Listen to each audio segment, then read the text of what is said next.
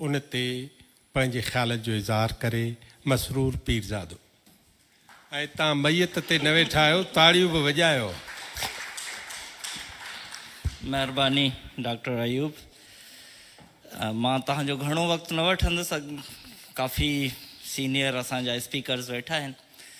हीअ जीअं ख़्यालु पेश थियो त आगा सलीम ते हिकिड़ो प्रोग्राम थिए त उन जा ज़ाहिर आहे मुख़्तलिफ़ शख़्सियत जा पासा डिस्कस थिया त फलाणे पहलूअ ते केरु ॻाल्हाए, उन जे फलाणे सहाफ़त ते केरु ॻाल्हाए, नाविल ते केरु ॻाल्हाए, उन जे रेडियो वारे कम ते केरु ॻाल्हाए, कहाणियुनि ते केरु ॻाल्हाए। त मां चयो दोस्तनि खे त मां उन जे शाइरीअ ते ॻाल्हाईंदुसि। त कुझु दोस्तनि हैरान थी पुछियो आगा सलीम शाइर बि हुयो छा? सो बिल्कुलु आगा सलीम शाइर हुयो। तोड़े जो उन जी शाइरी घणी नाहे, उन जो सिर्फ़ु हिकिड़ो ई मजमू आहे पन छण ऐं चंड, जेको 1986 में छपियो हो। ऐं इन में टोटल शाइरी 50 सुफ़नि जी आहे। आगा सलीम घणो टाइम न ॾिनो, जेका मूंखे हिकिड़ी पर्सनली हिकिड़ी अफ़सोस आहे त आगा सलीम जहिड़ो माण्हू शाइरीअ खे जेकर वधीक वक़्तु ॾिए हा। मां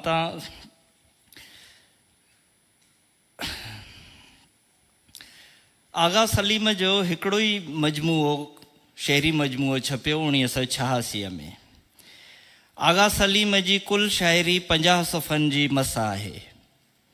आगा जी शाइरी सिंधी शाइरी मजमूए जो मुहाग सिंधी ॿोलीअ जे हसीन शाइर इमदाद हुसैनीअ 28 सुफ़नि जो लिखियो आहे। उन में इमदाद हुसैनीअ ॾाढियूं शाइरीअ जे बारीकियुनि ते ॻाल्हायो आहे। इमदाद हुसैनी न सिर्फ़ु आलीशान शाइर हुयो, पर हू शाइरीअ जो ज़बरदस्त नक़ाद बि हुयो। उन में हिकिड़ो जुमिलो हू लिखे थो आगा सलीम जे शाइरीअ लाइ त आगा सलीम पाण खे कॾहिं शाइर हुअण जो पोज़ न कयो ऐं नई पाण खे शाइर तौरु इम्पोज़ कयो। हाणे इहो जुमिलो पढ़ी मां ॾाढो इन जुमिले जे गहराईअ में वियुसि त इमदाद जेको लिखियो आहे त आगा सलीम कॾहिं पाण खे पोज़ न कयो त हू शाइर आहे, ऐं नई शाइर तौरु हुन पंहिंजो पाण खे सिंधी अदब ते इम्पोज़ कयो। केॾी ख़ूबसूरत सिट आहे, केॾी ख़ूबसूरत ॻाल्हि आहे। असां वटि त ईअं थींदो आहे त जेकी शाइर हूंदा बि न आहिनि उहे बि पोज़ कंदा आहिनि त असां शाइर आहियूं, ऐं उहे सिंधी अदब में या त पाण इनफ़रादी तौरु या पंहिंजे पसंदि जे हल्के तरफ़ां सिंधी अदब ते इम्पोज़ कया वेंदा आहिनि। शाइरी इम्पोज़ न थींदी आहे, इम्पोज़ त आमरियतूं थींदियूं आहिनि। आमरियत इम्पोज़ थींदी, एमरजेंसी इम्पोज़ थींदी। शाइरी त दिलि जी बादशाही आहे। आर्ट, अदब, मौसीक़ी, शाइरी इहे त दिलि ते बादशाहत कंदियूं आहिनि। इहे इम्पोज़ कीअं थियूं थी सघनि? के माण्हू घटि किताब लिखी बि घणा किताब लिखी बि शाइर नाहिनि थी सघंदा, ऐं के वरी थोरा शेर लिखी बि शाइर हूंदा आहिनि। शाइरी हूअं बि मिक़दार न पर मयार वारो मुतरनम हुनुर हूंदी आहे। आगा सलीम बि अहिड़ो ई शाइर हुयो जंहिं थोरो लिखियो, पर उहो थोरो घणनि ते भारी आहे। मूंखे हैरत आहे त आगा साहब घणी शाइरी छो न कई, या शाइरीअ खे संजीदगीअ सां घणो वक़्तु छो न ॾिनो। हुन जे रूह में शाइरी समायल हुई। हू लतीफ़ खां वठी शेक्सपियर ताईं अज़ीम शाइरनि मां एॾो त मुतासिर हो जो उन्हनि जूं सिटरूं हुन जे रूह में तूफ़ान आणे छॾींदियूं हुयूं। हू मौसीक़ीअ जो ॾाढो सुठो ॼाणू हुयो, एॾो सुठो ॼाणू जेॾा शायदि अॼु जा जदीद शाइर कोन आहिनि। हुन जी शाइरी तोड़े जो बहर वज़न में परफेक्ट न आहे, पर हुन जी शाइरीअ में उहो तरन्नुम आहे जेको हुनखे मौसीक़ीअ सां मुहबत ॾिनो। हू हिकु सुरीलो माण्हू हुयो जंहिंजे शख़्सियत में का बि बेसुराई न हुई, ऐं हुनखे बेसुरा माण्हू वणंदा बि न हुआ। आगा सलीम जो हिकु शेर मां तव्हांखे ॿुधायां थो, जंहिंमां तव्हां अंदाज़ो लॻाए सघंदव त हुनखे शाइरी ऐं हुन जे क्राफ्ट ते केॾी कमांड हासिलु हुई, पर पोइ बि हुनखे हू कंटिन्यू घणो न कयो।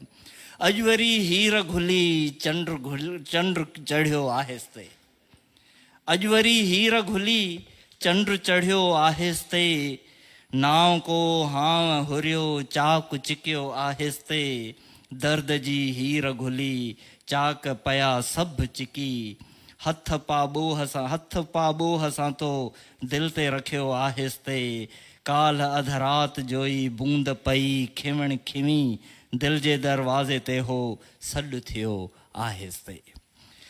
या आख़िर में मां आगा सलीम जे हिकिड़े नज़्म आहे जंहिंजो उनवान आहे यूलिसिस। यूलिसिस जेको जेम्स जॉइस जो मशहूरु नावेल आहे, जंहिंमें हुन स्ट्रीम ऑफ कॉन्शियसनेस में बयानु कयो आहे, ऐं उहो कंहिं दौर में छा हींअर अॼु जे दौर ताईं बि हिकिड़ो क़ाबिल ज़िक्र अदबी कमु आहे। त आगा सलीम जे बि उन नज़्म जो उनवान आहे यूलिसिस। त उन में हू माण्हूअ खे केॾो मान ॾिए थो, ऐं आत कयूं माण्हूअ जी मिदहत, माण्हू मिटी सच सदाकत, बाक़ी सभा कूड़ हिकारत। त माण्हूअ जो मान उन वटि वॾो आहे। माण्हू जेको कंहिं उर्दू शाइर चयो आहे त फ़रिश्ते से बहितर है इंसान बनना, मगर इसमें लगती है मेहनत ज़्यादा। त इन में महिनत ज़्यादा आहे सुठो इंसान थियण में। ऐं जेकॾहिं सुठो माण्हू थो थिए त उहो त पोइ ख़ुदा सां हम कलाम थो थिए, ऐं उहो ई ख़ुदाई कम थो करे, डिवाइन कम थो करे। त आत कयूं माण्हूअ जी मिदहत, माण्हू मिटी सच सदाकत, बाक़ी सभा कूड़ हिकारत, नई सुबुह जी पाण बिशारत, भेज भिनी आहे सुबुह सभाॻो, रिचर्ड मासिस हाण त जाॻो। रिचर्ड मासिस माना जेके ग़रीब अवाम आहे, उहो उन जे जाॻाइण लाइ उन जी निंड ते हू लेमेंट थो करे, अलमियो थो सम्झे उनखे, ऐं चाहे थो त उहो रिचर्ड मासिस जेके आहिनि उहे उथी पवनि। रिचर्ड मासिस हाण त जाॻो, मंघ शफ़क़ में झिरमिर जरकनि, कूंज कतारूं कर कर करकनि, अञा सिड़ सिंधूअ में लड़कनि, ख्वाबनि जा सूरज था जरकनि। सो अॼु आगा सलीम खे असां यादि कयो, हू जेको शाइर हो, जेको इंसान खे वॾो इंसान सम्झंदो हो, ऐं उहो चवंदो हो त इहे जेकॾहिं रिचर्ड मासिस इहे मख़लूक जाॻी पवे त हीअ दुनिया सॼी शाइरी थी वञे। Thank U.